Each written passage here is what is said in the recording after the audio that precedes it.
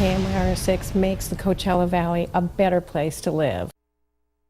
Welcome back. When the first deadly tornado hit Moore, Oklahoma 2 weeks ago, Indio resident Tom Moore was moved to help the victims. He drove all the way from Indio to Moore to help cook food for survivors as part of the project called Operation Barbecue Relief. And Tom joins us now to tell us more about his experience. Tom, thank you for joining us this morning.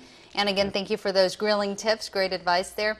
Now, I want to ask you about your experience because you showed me some of the pictures and really, I mean, it looks so devastating out there. What was it like for you to be able to help the victims? Very rewarding, actually. It's almost a selfish endeavor.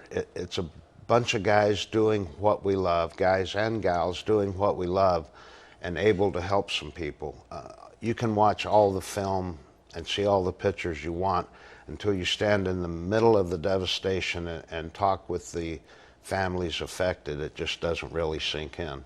And I'm sure there were so many different people that you met that really touched you, but is there maybe one story that you can share with us that really moved you? Sure. There were a row of houses.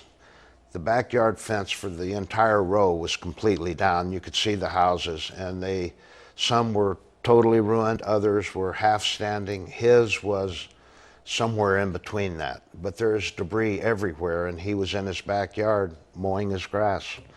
That wasn't the only time I saw that. The same thing at another location. The guy mowed his grass, edged it, and had the blower blowing off his driveway, and the house next door isn't even there. Wow. I don't know if it's pride, their sense of normalcy, or what.